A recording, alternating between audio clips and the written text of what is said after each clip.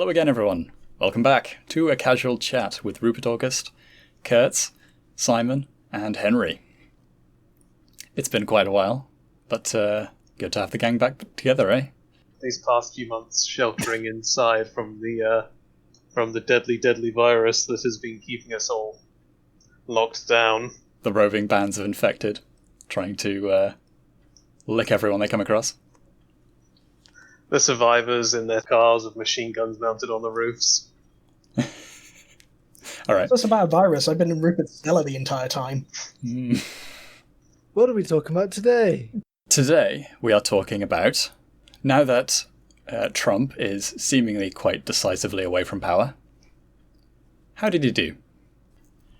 So, we'll have to try and probably keep it to policy discussions more than anything, and I suppose a bit of personality as well, but there's been a lot of speculation as to what is really going on with Trump, and now that we have things sort of at an end, and he is really no longer in a position to affect things too significantly, it's no longer so much a question of to what extent he's playing, two-dimensional, three-dimensional, four-dimensional, five-dimensional chess, and just a matter of looking at how everything panned out and what we're left with at the end of it all.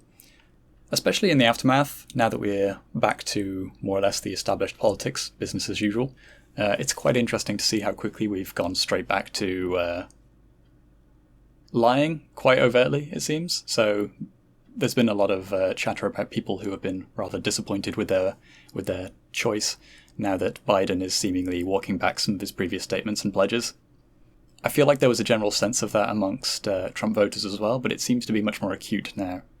Because before it was something like, he promised a wall, but all we got was a fence, and it took a while to put up, and it's not being properly patrolled and stuff like that, whereas what we're getting now is a bit more like, oh, he promised a $15 minimum wage, but instead, federal minimum wage that is, but instead we're getting a scaling to $15 eventually towards the very end of his presidency, and only for federal employees, is the last I heard of that. So, and with all of his points, seemingly he's open to renegotiate everything back down to, the center, as it were, even though the Democrats control the Congress and Senate, I believe. So, in theory, there's nothing in his way to stop him from being able to push through all the policies that he, strictly speaking, wants. Yet he just isn't, and that's kind of where we are again. I mean, I suppose the thing with that particular example is that it's not that he wants a $15 minimum wage, it's that $15 minimum wage would give him lots of votes, which he doesn't really need until 2 years' time when they do the the Senate reshuffle. Yes, certainly. So, but I suppose that's what I mean about going back to business as usual. So we've already aired some of our grievances about democracy and some of the places that leads, I believe. But now we're well and truly back to that, rather than being able to talk about different policies in terms of whether or not different people want them and different people are obstructing him along the way. In the case of Trump, which I feel was more the case. Whereas now we're just saying, okay, well, transparently he does not actually want that. Realizes that it's probably bad economic sense. So he just promised it for raw votes, and now he's going to try and walk it back as much as he possibly can without throwing all of his support completely out the window. Yeah. I know it was only 4 years ago, but it feels it's like such a long time ago. But wasn't there quite a very firm Republican group that just really did not want Trump? Yes, certainly. The Never Trumpers. I don't know what's going on with them nowadays. I suppose they were the group that were behind the Lincoln Project and associated groups who wanted there to be some kind of Republican movement, but not including him. So, being that he was the main distinguishing element between the Republicans and the Democrats over the last, 4 years particularly, it is, I suppose, a return to business as usual there as well, in that really all you're getting is some red Democrats, I should say, in with tax cuts and some more corporate subsidies. I don't know. Even we've even gone back to that basically of things being as superficial as talking about tax rates rather than something more substantial. I don't know about that. At least a lot of the criticisms that I saw from what should we call the general public, I guess, just your general meme viewing public, as it were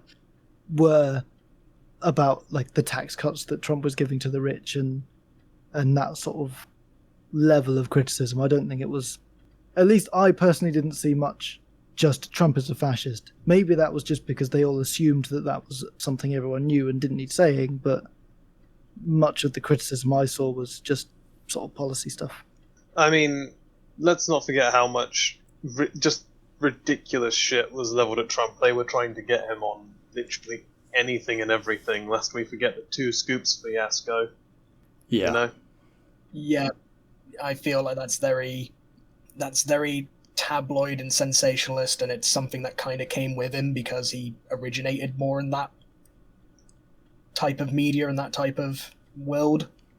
I mean, needless to say as well, in that same vein, the recent happenings that have been given certain labels completely in contradiction to the other labels that were associated with other certain events that took place in the summer and happened to spread globally. You know, compared in absolute terms, then the comparison pale. Well, yeah, they pale in comparison to one another in scale and depth. And then if you go even further back in history, then the events are even more pitiful. The events of January 6th, I believe, just to clarify. But Is that going to be too much for the YouTube algorithm there? Yeah, I was going to say, you're dodging that ban hammer like you're doing Dark Souls dodge rolls. I'm giving it a go. But yeah, that seemed to be the final straw, and I wonder what was so different about that meant that he seemed to be able to weather. So going back to Trump, that seemed to allow him to weather the criticisms much more readily when it came to other things rather than that.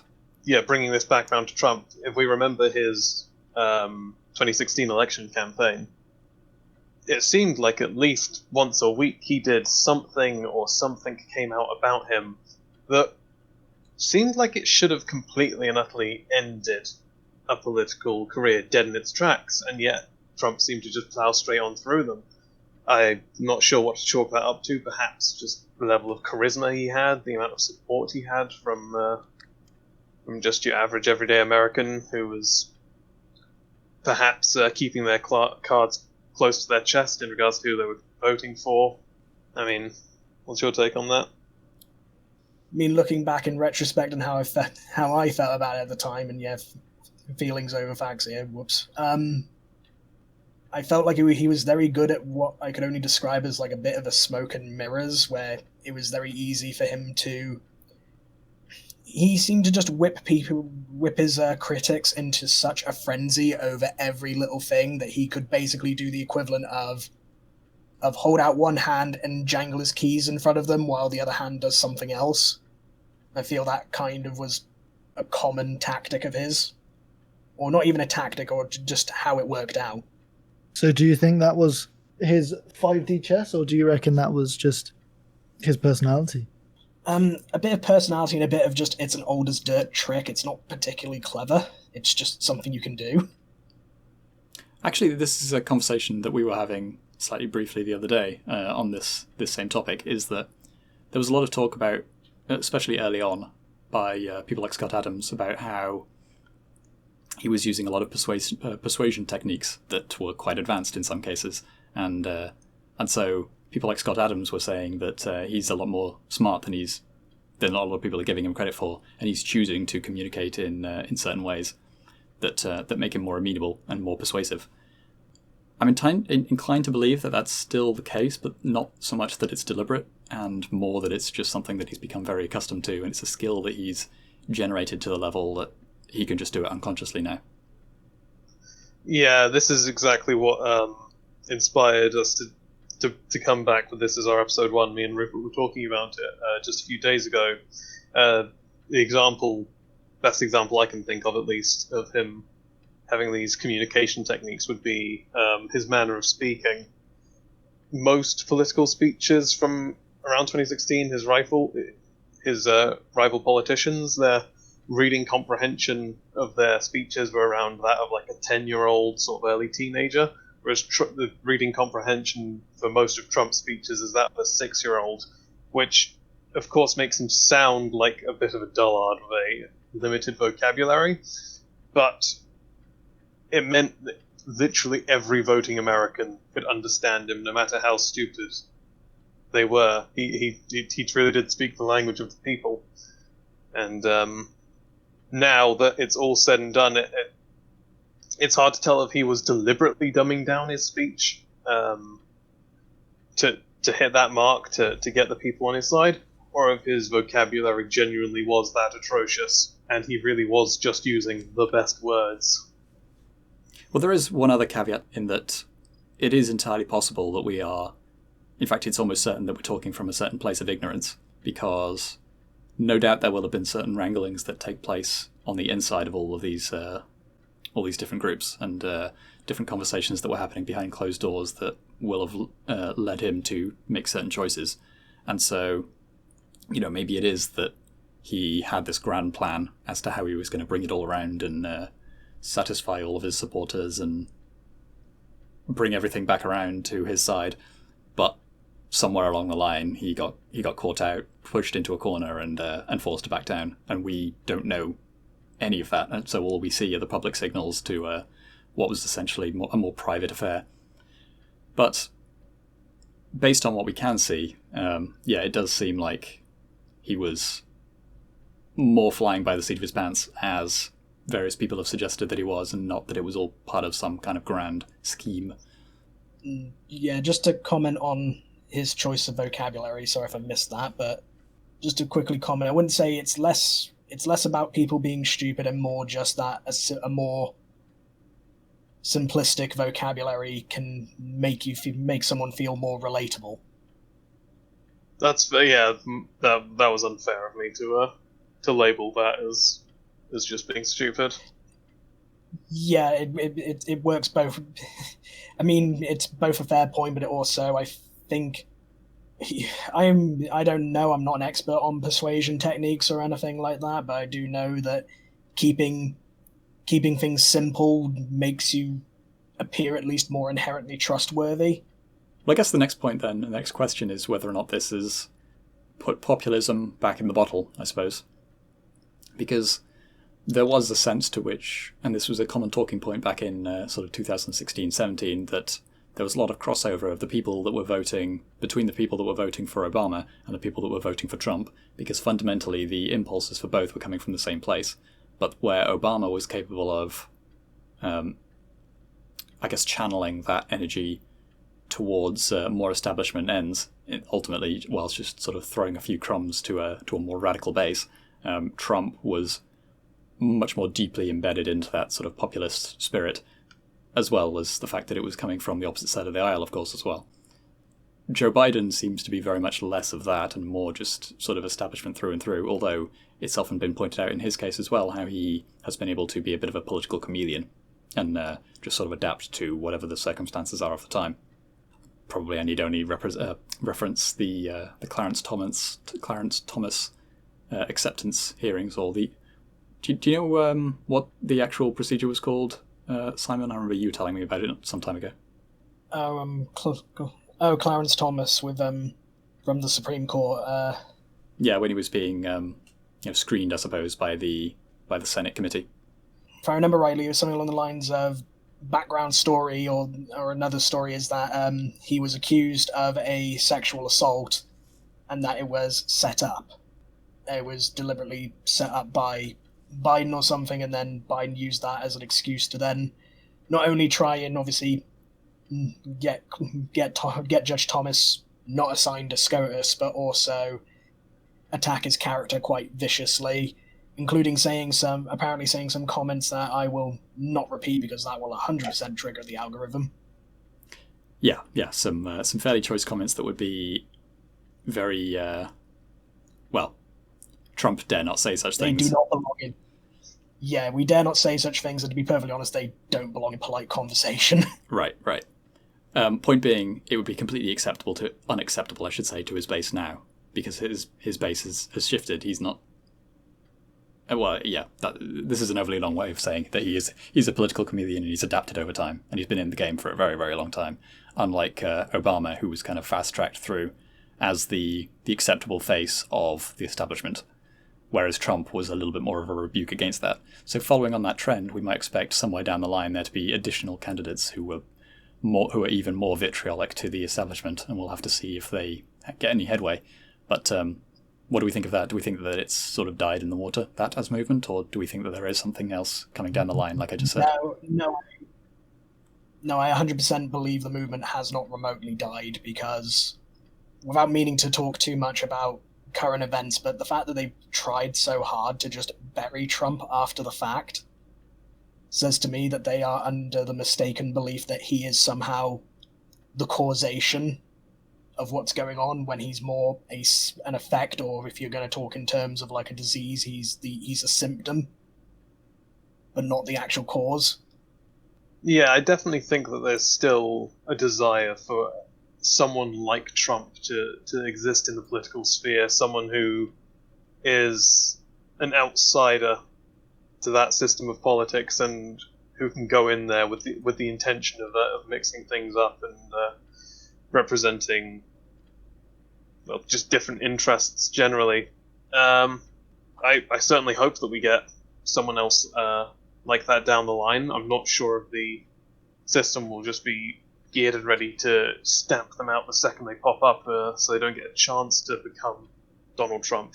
And if someone with that same spirit does pop up again, I would hope them to be someone who's a little better at dodging flack than Trump was, because he had a lot of shit leveled against him that was unfair. They were purposely trying to go after just anything they could. They made mountains out of molehills, but he did not do himself any favors on multiple occasions. I think that's fair to say.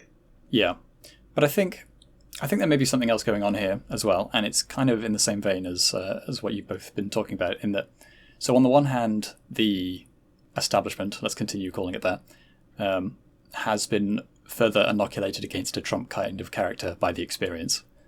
But by the same token, I think there's a certain readiness that's been generated amongst people at large to become associated with this kind of character and to almost enter a sort of client-patron type relationship, or patronage kind of relationship with an individual again, and not just view it as an outcropping of a political party, and you support the political party, and the political party will produce this individual who will do certain things. Instead, we've moved into a mode where people are much more readily associated with an individual, and I think that creates a much greater scope for interesting things to happen, let's say.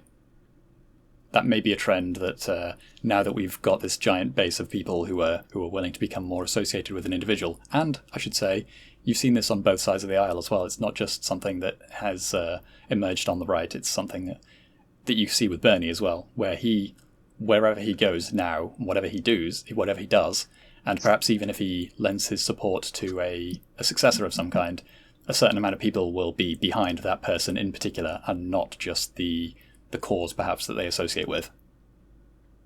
I think that's a significant change. Yeah, and when I think about it as well, is like, as much as you say the establishment is inoculated against, good grief, saying the establishment over and over until it becomes meaningless.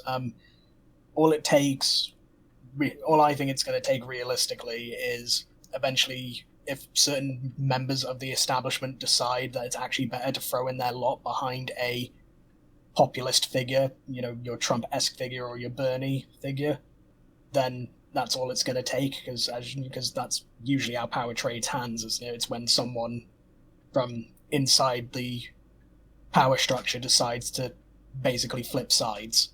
Exactly, yeah, it's usually a rogue elite of some kind. So if somebody feels like they've been slighted, and that's probably going to get more and more likely to be the case as time goes on, if certain parties are starting to get their way and others aren't, as part of the particularly wide coalition of the progressive stack, the progressive coalition.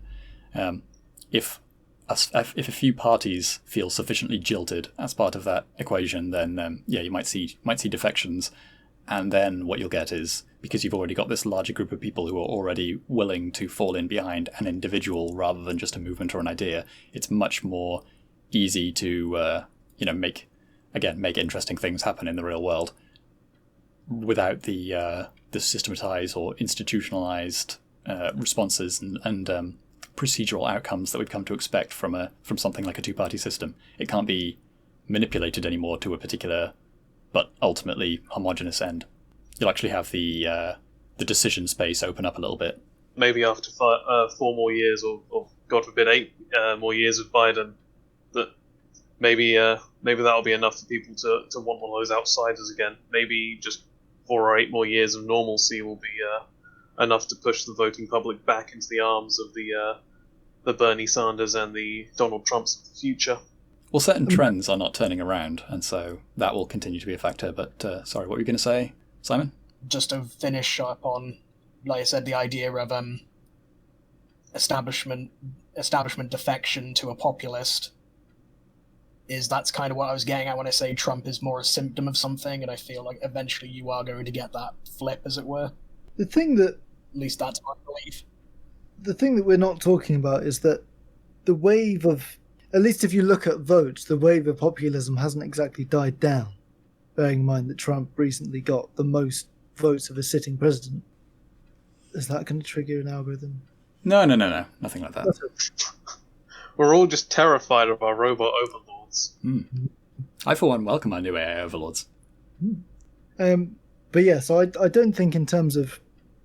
I think there's still plenty of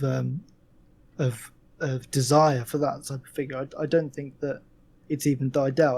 I think in a way, you could say that Trump he's rallying that movement from both sides, even if rallying it on the left is having people vote for someone like anyone else if it's not him.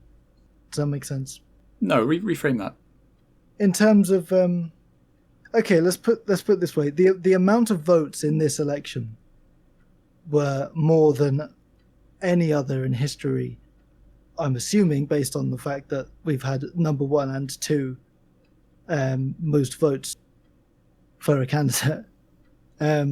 So there's definitely something there in terms of the passion and the amount of the voter turnout that you can generate just from having one populist figure with a decent amount of charisma. And I don't think it's very long until even the Democrats realize, okay, well, maybe if we put our own populist figure in place instead of milk toast fucking white bread man.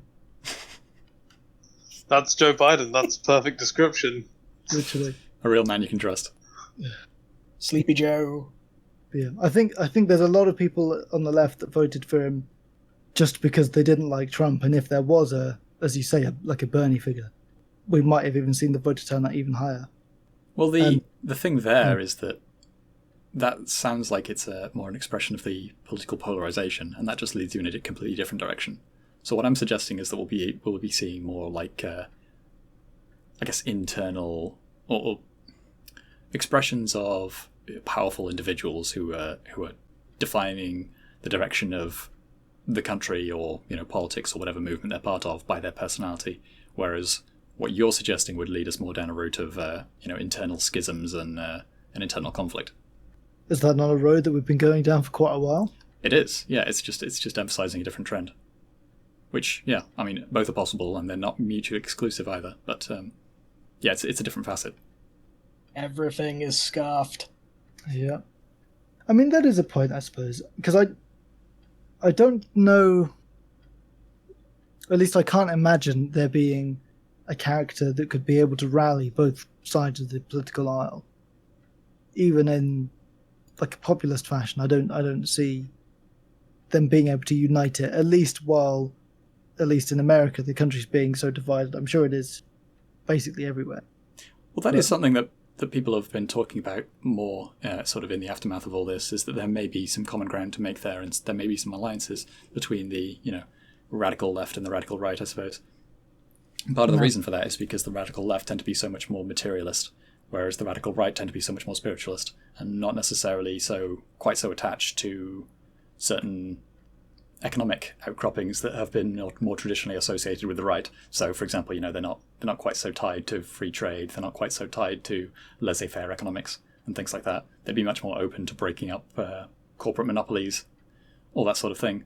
And so you may find a lot of common ground there if both sides are actually willing to, concede a few points. If the left is willing to do a bit of conceding on culture and the right is willing to concede a bit on economics.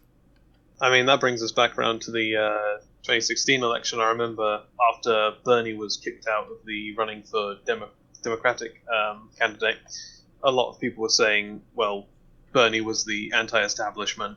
There's that word again. Bernie was the anti-establishment Democrat, and now that he's gone, the most logical solution for the Bernie bros would be to go over and support Trump, because he's the next best thing for their anti-establishment. Jesus Christ, that was word salad. They would be best to switch over to Donald Trump's side, because he was the next anti-establishment candidate. Well, that's assuming that the primary motivator for their vote was being anti-establishment. Oh yeah, it wasn't a... I don't think it's even something that most of the Bernie supporters would have been behind, but I could certainly see the logic in the suggestion.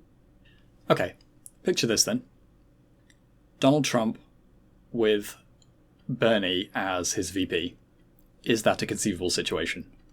Because I would kind of say yes, but with the way that the different bases are evolving, certainly at the time, the way that the bases were trending for both of those candidates, they had to trend in opposite directions on every issue, basically. The only thing that they could kind of meet on is economics in places. But I think there may be scope for something there. Back in 2016, I would definitely have told you like a hell no. In the recent 2020, I'd also say no. But weirdly enough, I could see something like that working in 2024. I mean, maybe someone who is like Trump but is not Trump, and someone who is like Bernie but is not Bernie, that might work.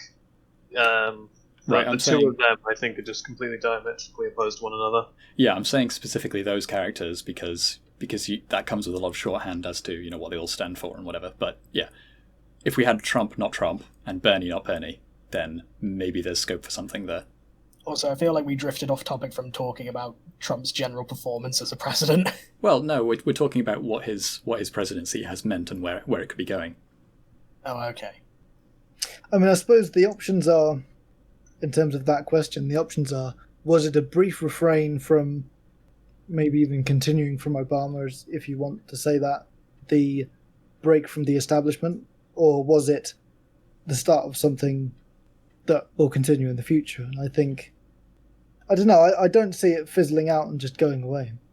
Yeah. At least the movement. Flash in the pan, or something, or a sign of something long-term coming across the hill. I mean, it is probably worth bearing in mind that we live in a very sort of odd period where this level of stability is something that's come to be expected, whereas in the past, politics was generally a lot more heated than it is now, especially when you go back to something like the 19th century where, people are beating each other on the Senate floor. But is there something more substantial than even that coming through the pipeline? Maybe, I think, because we're seeing much more of an elite that is unified against the interests of the rest of the population to a, fairly substantial degree at least. But there are a few noteworthy people in there who may be willing to turn. We saw Donald Trump do that, and he could be an experiment in what somebody can expect. But, there's another number of different sides to that, where you can look at it in terms of the success that he had, or his eventual end, and depending on what is most emphasized, will probably dictate how many more people are willing to risk that path. Because I think there is something to be said for the fact that on the 6th, a lot of people were willing to turn out in a situation that, well, I mean, even before then, because they had a number of protests, didn't they?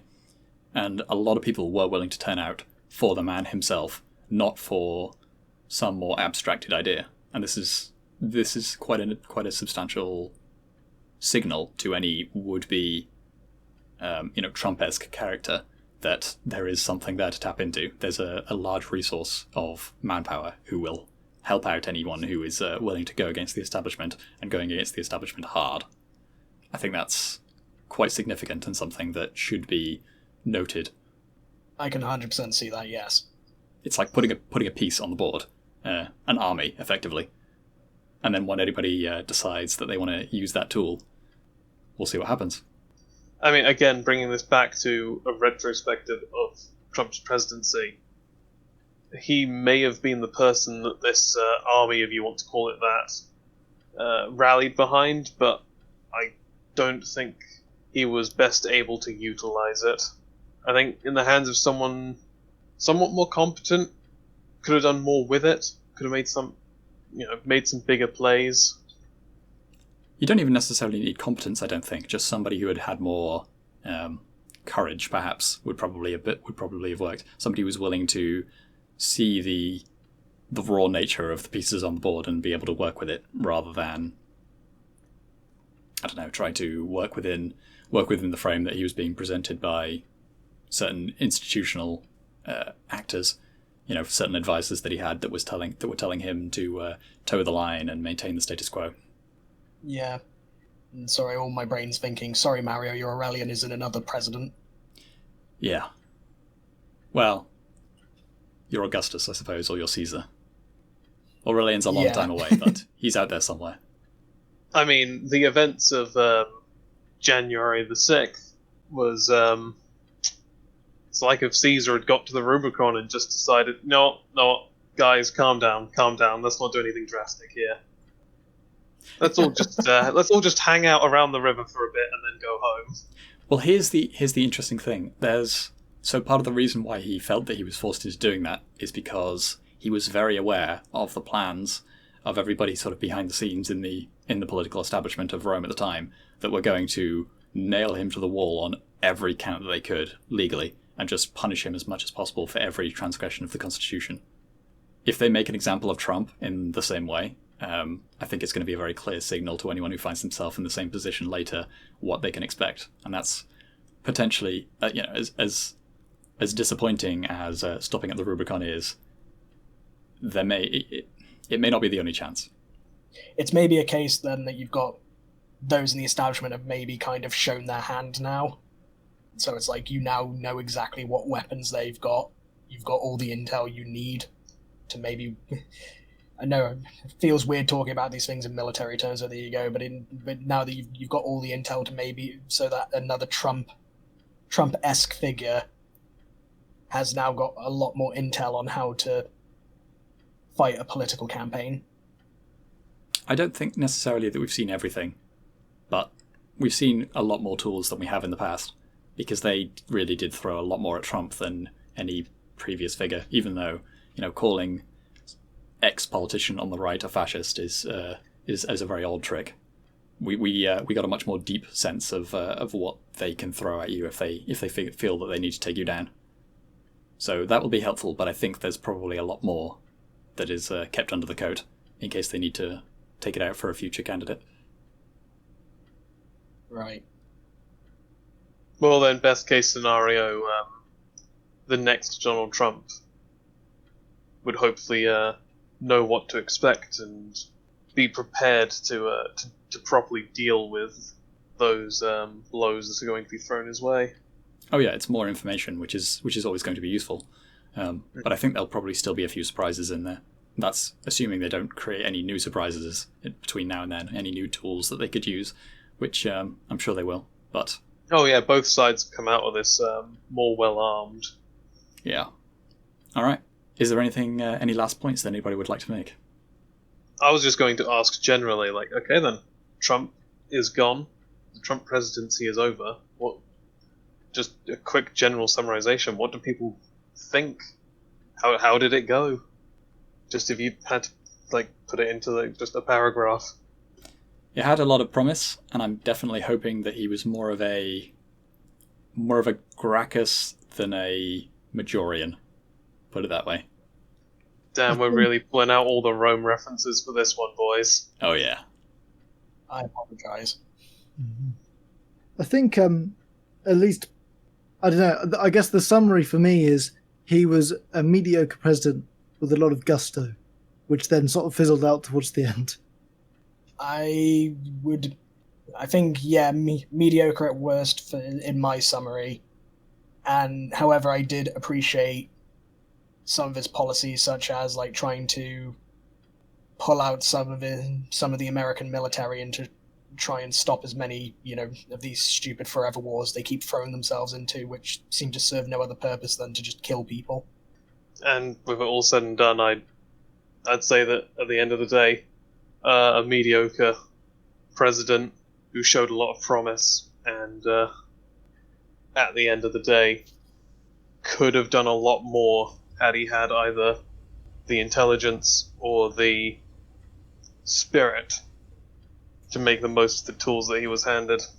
Perhaps an ally of circumstance and not so much an ally of ideology. Yeah, it very much seems that way. But based on what you've all said, so you've all said that mediocre president, but what does that mean to you? So, like, what metrics are you measuring him against to come to that conclusion? Let's just make that our sort of final point.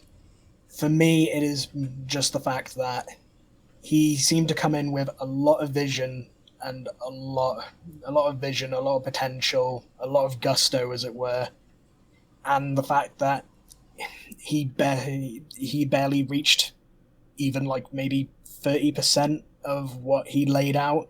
And I know that's a big ask with all the plans and visions he had laid out.